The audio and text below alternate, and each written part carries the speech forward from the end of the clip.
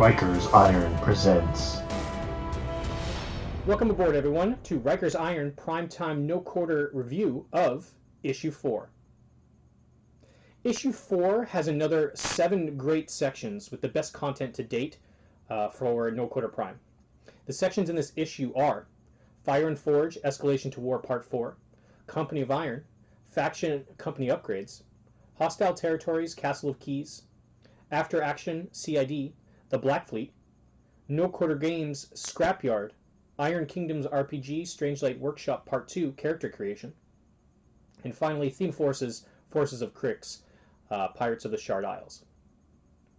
As you can tell just from the contents titles, it's the exact combination of articles we are looking for in a perfect issue. So let's jump in. It's prime time, folks.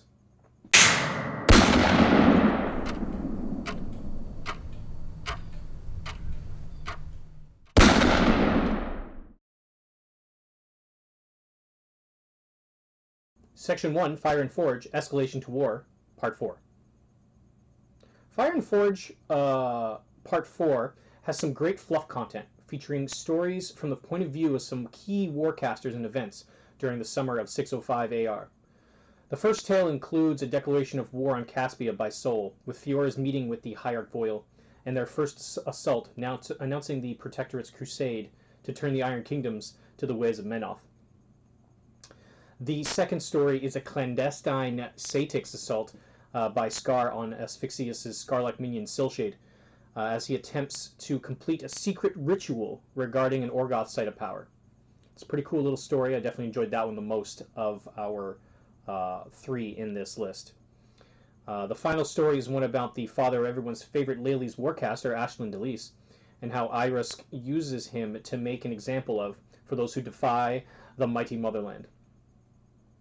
Overall, this section hasn't changed much, but has added a lot of background information and fluff on an already detailed and ever-expanding universe. I love this section more and more, and it really absorbs you and gets you excited to explore the rest of the issue. So great stuff, Privateer Press. Looking forward to more of these background informations and stories of war leading up to the current state in the Iron Kingdoms.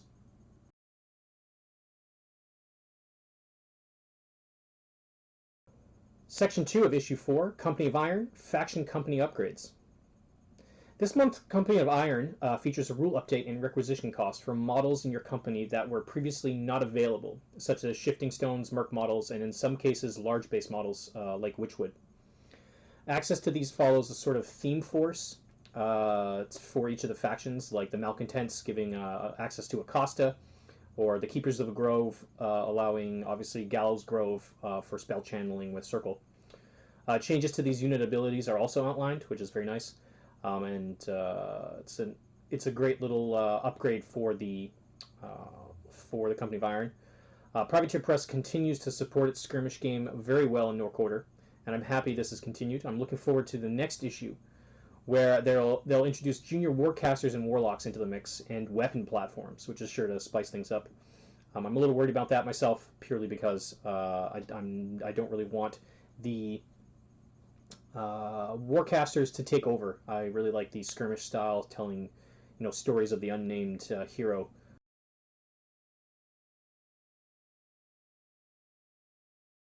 Section 3 of Issue 4 is Hostile Territories, Castle of Keys.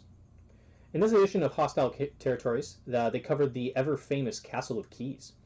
Included in this is a detailed history of its construction, purpose in the years leading up to its current timeline in Western Immorin, a special battle scenario, and even hobby content. The best part of this section is the extremely detailed tutorial on building crumbling towers. This tutorial is next-level shit and gives good insight into the epic terrain you see at Privateer Press events. I will be constructing countless ruins and buildings from this article and can't wait to get them down on the tabletop for many of our upcoming live battle reports on our Twitch channel. Hostile Territories is my favorite recurring article series in No Quarter Prime. It brings the lore, gaming, and hobby together, allowing people to expand their knowledge of the Iron Kingdoms and their tabletop at the same time.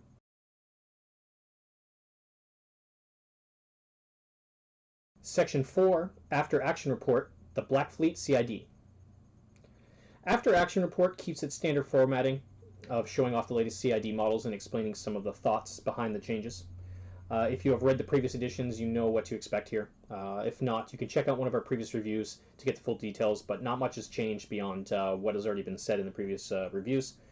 There's nothing really unique or special. They do mention, they do give you the Holden preview, so if you're looking to pick up Holden at Lock and Load, this will give you a good preview of how he's going to play and what his final version is.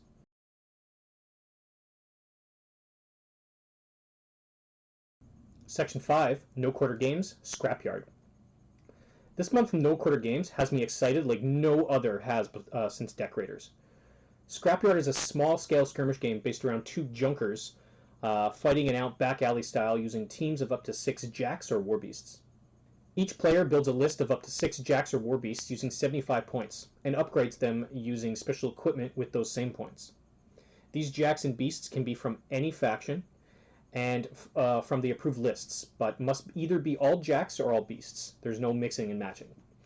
With that said, it doesn't stop you from doing so. It doesn't say it particularly, but it is recommended to stick to that. This section also details 3 30 by 30 arenas of battle with special rules and terrain. Those terrain features could also be used in War Machine or Company of Iron. The game itself plays like Company of Iron with alternating activations of units and models, with a shared maintenance and control phase. Other than that, the game plays exactly like War Machine and Hordes, with focus and fury.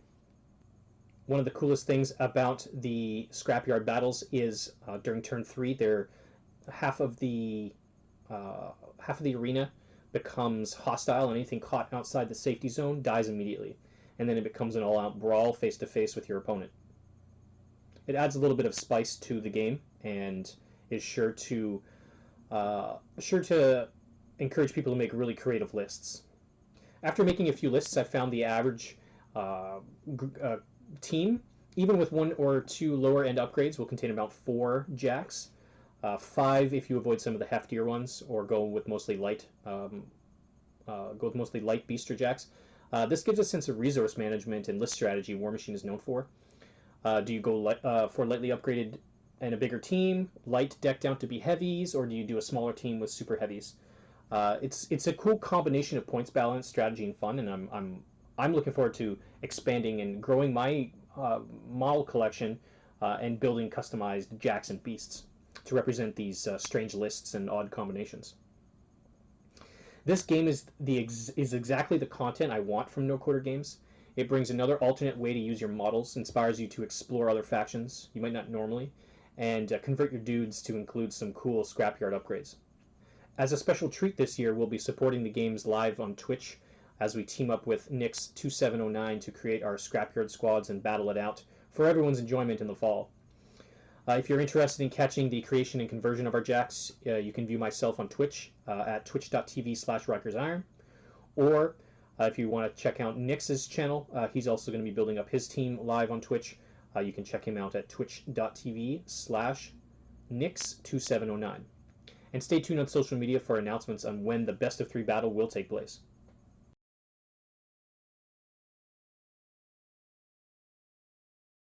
Section 6 is Iron Kingdoms RPG Strangelight Workshop Part 2, Character Creation. I've been waiting for this type of RPG content since issue 1, and it's here. Character Creation for Strangelight Workshop RPG Expansion. Creation of a character in the hidden world of Strangelight uses the exact same things as the traditional Full Metal Fantasy or Unleashed character creation does, except it's a bit simpler, I find, and more focused on roleplay than combat. Or at least that's given the first impression. Instead of choosing a career, an archetype, you instead choose between 3 different things to determine your role on your investigation team. So you have your background, a calling, and a profession. Choosing a background is a basic representation of what you did before joining Strangelight Workshop. Each background type has its starting perks and skills that you can add to your character and lets you define a little what type of person you were before being recruited. A few background examples include an academic, a criminal, or a city watchman. Your calling is the hook for your character, so the reason why or the circumstances that forced or compelled you to join the workshop. This is your kind of superhero origin story. what tragedy or encounter with supernatural that led you to where you are now. Your calling determines how you deal with breaking point situations, aka when you lost all your willpower. So in issue 1, they outlined willpower stuff and how big of a role it is in the game. It also, your calling determines how you recover from that breakdown. So this calling, the GM, with GM's approval, could change throughout your character's experiences during the investigations, should you have something even worse happen than what you experienced initially. Some calling examples are Death Wish, Glory Hound, Survivor, and Vendetta. The final character creation point is your profession. So this is what you've been trained in or naturally skilled in that fits your role on the investigation team. So the careers include bouncer, caller, investigator, jammer, and mechanic. If you want to find out what all those mean, you're going to have to buy the issue itself. I don't want to give too much away because it's a really exciting read on those.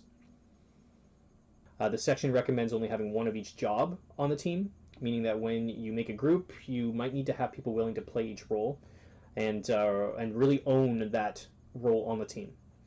It also doesn't hurt. It also seems like it doesn't hurt to have an extra investigator on the team, which appears to be the only profession that you could double up on and be okay with.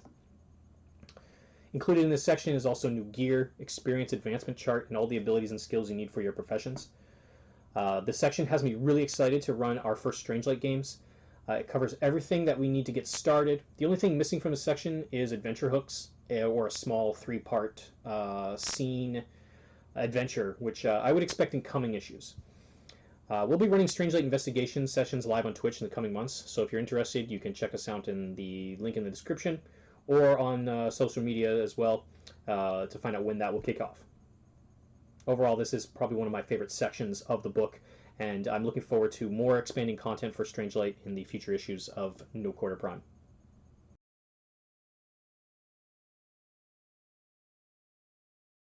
Section 7 is Theme Forces, Forces of Cryx, Pirates of the Sharde Isles. Theme Forces of Cryx, Pirate of the Sharde Islands opens up a treasure trove of information on both the living and undead pirates of Sharde Islands. It covers everything expected from previous issues, how they joined the Dragonfather, racial profiles, on why they're in the fleet, who fills what roles, how ships are made, training, life, equipment, heroes of the fleet, all that stuff. It's very, very, very detailed. Part of this section also has our personal favorite content, which is alternate color schemes for different fleets and groups of raiders.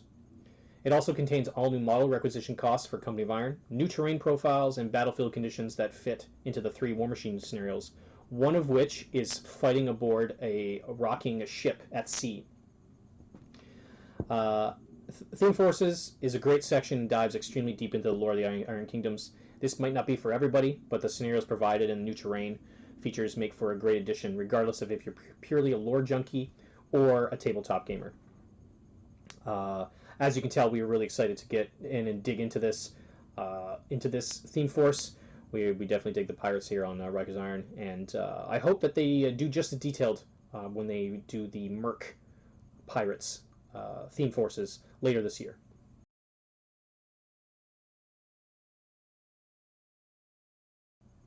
So my final thoughts and where would I place this issue in the grand scheme so far of no quarter issues.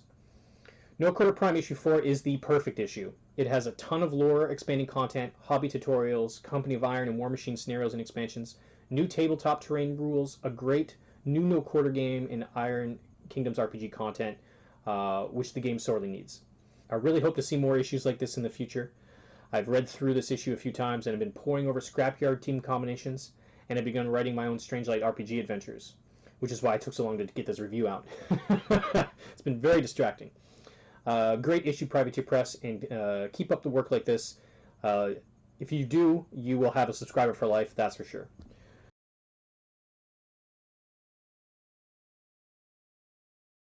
So where would I rank this in terms of our top 3?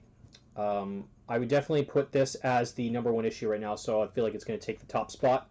Definitely No Quarter Prime issue 4 will be top spot, followed by No Quarter issue 1, followed by No Quarter issue 3. So those are my rankings right now. So 4, 1, 3 are my top 3 No Quarter Prime issue rankings. So ladies and gentlemen, thank you for coming aboard on this adventure, And we'll catch you back for No Quitter Prime issue 5 in the coming weeks. Thanks again for watching. If you want to catch our live streams, we are live Monday, Wednesday, Friday, and Sundays at twitch.tv/RikersIron. You can also follow us on social media, on Twitter, Instagram, and Facebook at RikersIron.